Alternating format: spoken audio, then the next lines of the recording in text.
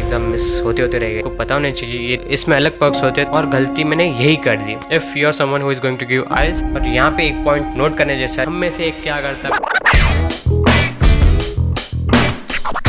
वही देखो आइल्स का स्पीकिंग तो हो गया,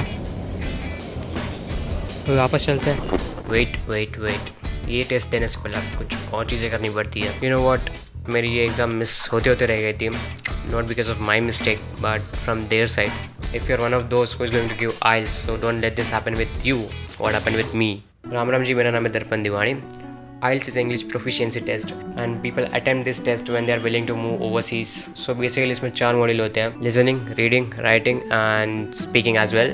There are some certain points जो कि आपको पता होने चाहिए ये टेस्ट को अप्लाई करने से पहले। The first and most is your passport. अगर आपके पास valid passport नहीं है तो you are not eligible to give this exam. And point number 2 is your coaching. देखो कोचिंग में आपको 2 ऑप्शन दिए जाएंगे, या ऑनलाइन लो या ऑफलाइन लो। I would prefer go offline क्योंकि it worked out for me pretty well. और अगर आपकी इंग्लिश अच्छी है तो 2 to 3 वीक्स की practice is more than enough I guess. So now comes my overall experience on this exam, जो कि बहुत विचित्र था जिस हिसाब से मैंने एक्सपेक्ट किया था उससे। तो देखो अब 17 जून को मेरी कोचिंग हुई थी खत्म, 20 दिन की थी बट बहुत बढ़िया थी। एंड उसके बाद मुझे करना था स्लॉट बुक, तो मैंने किया अगले महीने का जो कि था 19 जुलाई को। एंड स्लॉट बुक करने के बाद यू विल हैव 2 ऑप्शंस, ठीक है। पहला है पेपर बेस्ड देना चाहते हो या computer based. I opted for PBT जो कि है पेपर बेस्ड। इसमें अलग पर्क्स होते हैं तो वो बात मैं आपको आगे बताऊंगा। तो 19 जुलाई को मैंने किया स्लॉट बुक और 17 जुलाई को आई मेरी स्पीकिंग की डेट, स्पीकिंग एग्जाम की date. After completing this process you get some materials from IDP IELTS जो कि प्रैक्टिस के लिए होते हैं और मैंने उसमें भी प्रैक्टिस की थी। It was a good material. So अब आती है मेरे IELTS के एग्जाम की डेट नजदीक आफ्टर अ लॉन्ग प्रैक्टिस। 17 जुलाई को था मेरा स्पीकिंग और मैं उस दिन पहुंच गया सेंटर पे। अब मैं अंदर गया एग्जाम देने के लिए। अंदर फोन्स अलाउड नहीं थे, so I couldn't record anything out there. उसके बाद मेरी चेकिंग हुई और मुझे अंदर जाने के लिए कहा गया और वहाँ पे पासपोर्ट स्कैन करने के लिए कहा गया कैमरे में, जो कि कैमरा टंगा था ऊपर। वो करने के बाद मुझे वेटिंग रूम में जाने के लिए कहा गया। I was waiting in the waiting room और भाई देखो वॉचेस भी अलाउड नहीं थी अंदर, तो टाइम का पता ही नहीं चल रहा था। अब मैं बहुत लोगों के साथ बैठा हूँ और गलती मैंने यही कर दी। क्या गलती करी? मैं बैठा वेटिंग रूम में, वो भी कोंटे में। After spending somewhere around 30 minutes मुझे ऐसा एहसास हुआ कि यार टाइम बहुत बीतते चले गया है एंड मेरा स्लॉट अभी तक नहीं आया। तो I went out and I asked someone कि क्या हुआ, एंड वो क्या रिप्लाई देता पता है? Oh you are present but we marked you as absent. यार अब क्या बोलता भाई मैं उसे? उसके सामने से मैं आया, उसके सामने मैंने पासपोर्ट स्कैन करा, बट चलो कोई ना, उन्होंने मुझे दूसरा स्लॉट दिया उसी दिन का। After waiting for more 20 minutes, speaking होती है 11 to 14 मिनट्स की, बट मेरी 8 to 9 मिनट्स में ख़त्म हो गई थी।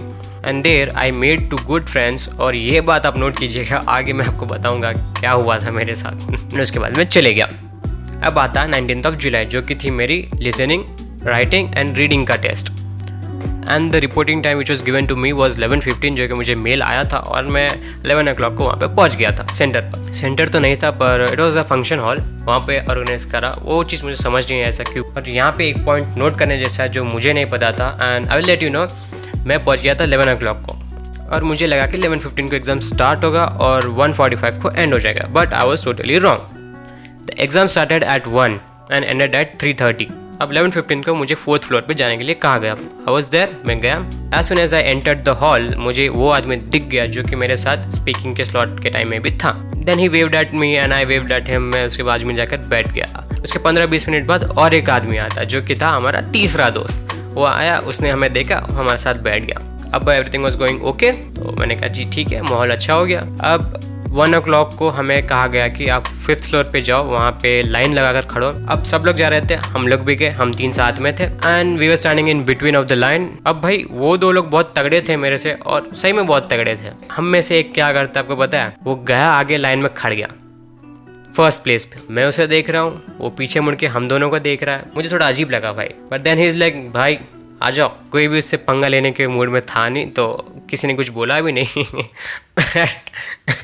बट इट वॉज वियर्ड यार। आफ्टर स्टैंडिंग इन लाइन हमारी चेकिंग हुई, फिर से पासपोर्ट वेरिफिकेशन भी साथ में हुई and they were letting us to go inside. अब आता है अंदर का माहौल कैसा था। अब भाई एक एक आदमी को एक टेबल, एक चेयर, एक ईयरफोन और एक पेन दी गई थी, ठीक है। और टेबल के ऊपर अपना नाम लिखा होगा और वो लोग गाइड भी करते कि आपकी सीट वहाँ होगी, यहाँ होगी, तो you can just go and ask anyone अगर आपको समझ नहीं आ रहा है तो। एंड देन हमारी पहली हुई थी राइटिंग की test which was pretty well.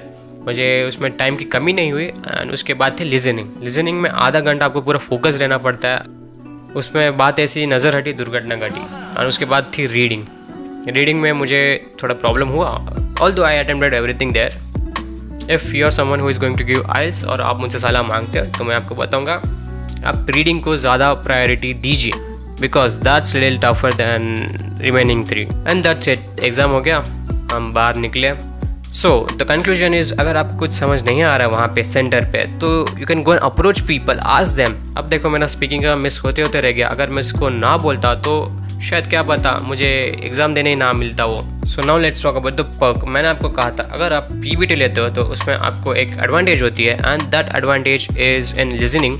Generally listening होती है आधे घंटे की, but if you take PBT आपको 40 मिनट्स मिलेंगे। That extra 10 minutes really matter to me. It totally depends upon you man, आप कैसे भी लिखो, be stress free but be focused on what you do.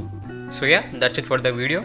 And अगर आप इंटरेस्टेड है मेरी आगे की जर्नी देखने के लिए तो प्लीज़ सब्सक्राइब। तो जी धन्यवाद for watching, have a good day, let's meet for the next video.